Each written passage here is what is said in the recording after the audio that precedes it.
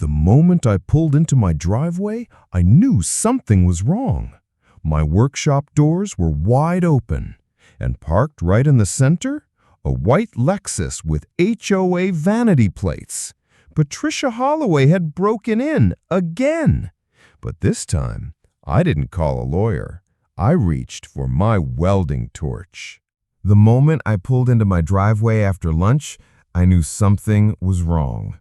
The wide double doors of my workshop stood open, and there, parked dead center between my metalworking stations, sat a pristine white Lexus SUV. The vanity plate read HOA 1, and I didn't need 3 guesses to know who it belonged to. Patricia Holloway had done it again, but this time she'd gone too far. I walked calmly to my toolbox, ignoring the smug smile I could practically feel radiating from her kitchen window next door. My hands found the welding mask and torch with practiced ease. No more warnings, no more polite conversations. This time, Patricia was about to learn what happened when you pushed a metal worker past his breaking point. The acetylene torch sparked to life with a satisfying hiss. By the time Patricia noticed what I was doing, I'd already sealed the first door shut with a perfect bead of molten steel. Her shriek echoed across the neighborhood, but I just adjusted my mask and moved to the next door. 20 minutes later, my workshop was a fortress. Her $60,000 vehicle entombed inside like a modern art installation. I tossed my gear in my truck and headed for the airport. My vacation to Costa Rica couldn't have been timed better. Let me back up and explain how we got here. My name is David Brennan, and I've been a professional metal worker for 15 years. 2 years ago, I finally saved enough to build my dream workshop behind my house in Pine Ridge Estates. It was my sanctuary, a place where I could create custom pieces for clients and lose myself in the art of shaping steel. The structure was perfectly legal, properly permitted, and designed to complement the neighborhood aesthetic with cedar siding and architectural details that matched my home. Enter Patricia Holloway, recently elected HOA chair after a campaign built on promises to restore order and property values. Patricia was the kind of person who measured grass height with a ruler and sent violation notices for mailboxes that were one shade off the approved color palette. Within a week of taking office, she decided my workshop was an eyesore that needed to go. The harassment started small. Official-looking notices appeared on my door, claiming the structure violated covenants that didn't exist. When I provided copies of my permits and HOA approval from 2 years prior, she pivoted to complaints about noise, even though I only worked during approved hours and used sound-dampening materials in the construction. Then came the parking incidents. Patricia would park her Lexus directly in front of my workshop doors, claiming she was inspecting potential violations. The first time, I asked her politely to move. The second time, I called the HOA board, who mumbled something about her having authority to investigate complaints. By the 5th time, I was documenting everything with security cameras I'd installed around the property. The situation deteriorated rapidly. Patricia began spreading rumors at HOA meetings that I was running an illegal business, creating fire hazards and lowering property values. She filed false complaints with the city, each one requiring me to take time off work to meet with inspectors who inevitably found nothing wrong. She recruited her friend Sandra Morrison to corroborate fabricated noise complaints, and together they made my life miserable. The breaking point came on a Tuesday morning. I arrived at my workshop to find the doors not just blocked, but wide open, with Patricia's Lexus parked inside. She'd somehow gotten hold of my spare key, probably through the property management company where her sister worked. A laminated note on the dashboard proclaimed the space was being reclaimed as communal property pending HOA review. I took photos from every angle, making sure to capture her license plate and the note. Then I called my lawyer, who confirmed what I already knew. The workshop was on my property, built with proper permits, and Patricia had committed criminal trespassing and breaking and entering. But he also warned that pursuing charges would be a long, expensive process, and Patricia would likely face minimal consequences. That's when I decided on a different approach. If Patricia wanted to claim my workshop was communal property, I'd treat it like my property and secure it properly. I spent the next hour welding every entrance shut with surgical precision. The main double doors, the side entrance, even the windows, all sealed with beautiful, unbreakable welds that would make any metalworker proud. I made sure to leave small gaps for ventilation because I'm not a monster, just a man who'd reached his limit.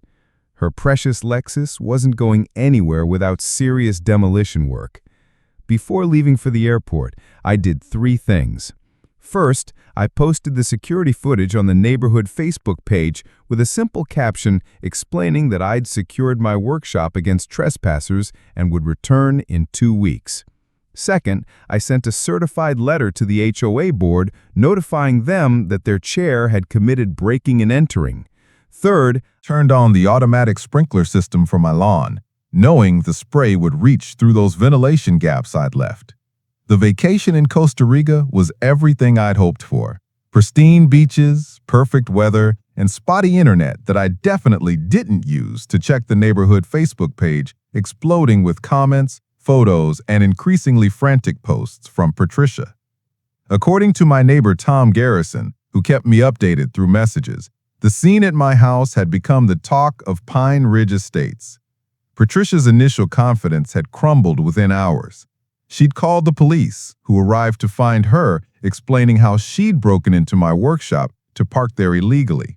The officers informed her that I had every right to secure my property and that she was lucky I hadn't pressed charges for trespassing.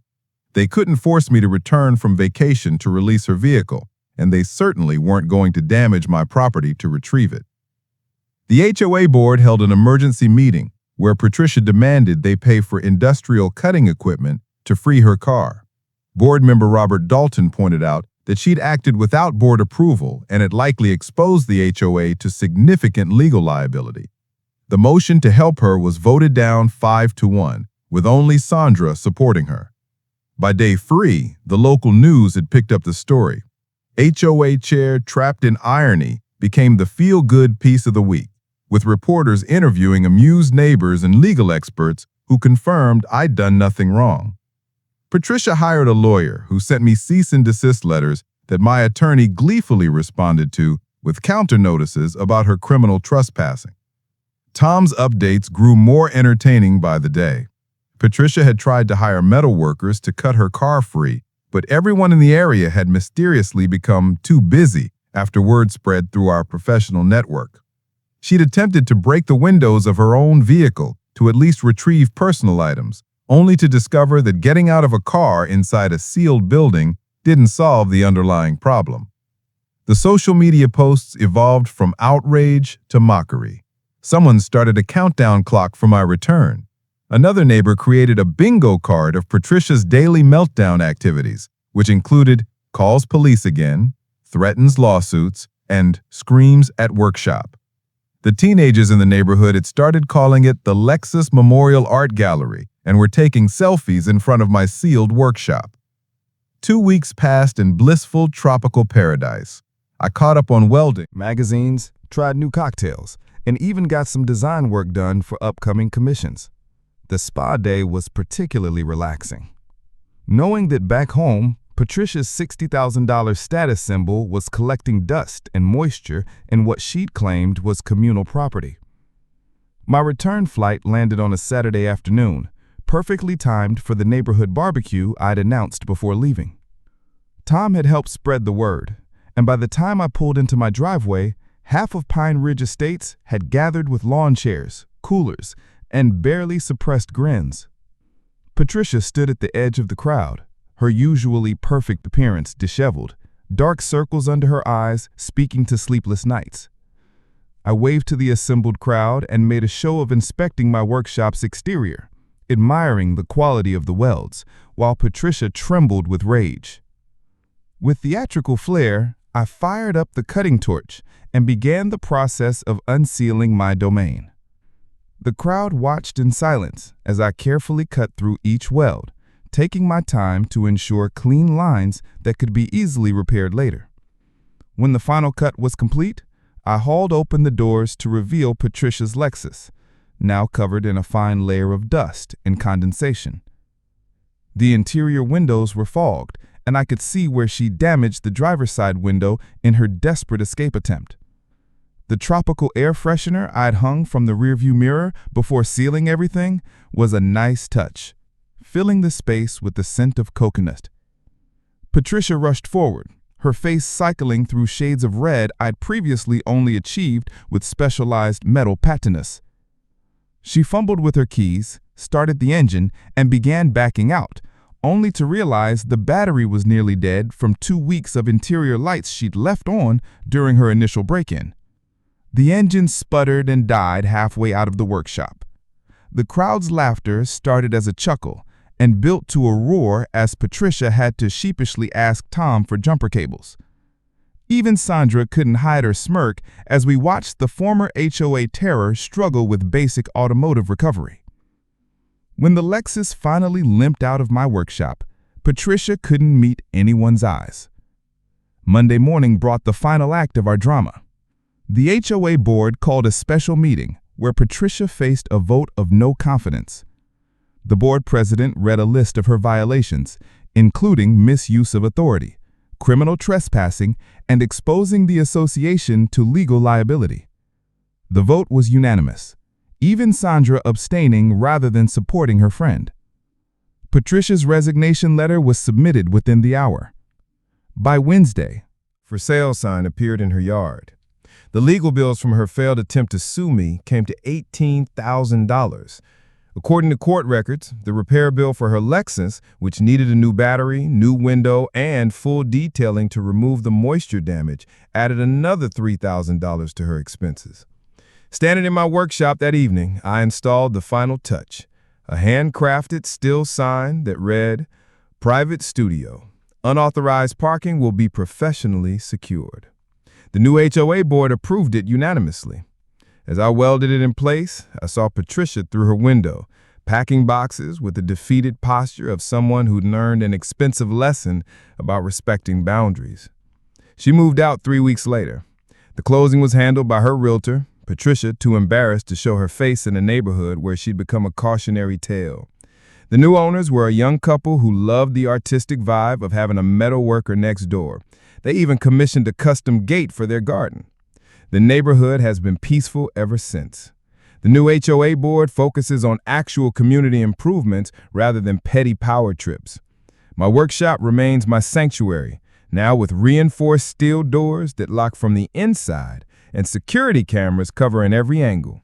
And somewhere in another suburb, Patricia Holloway is hopefully thinking twice before parking where she doesn't belong.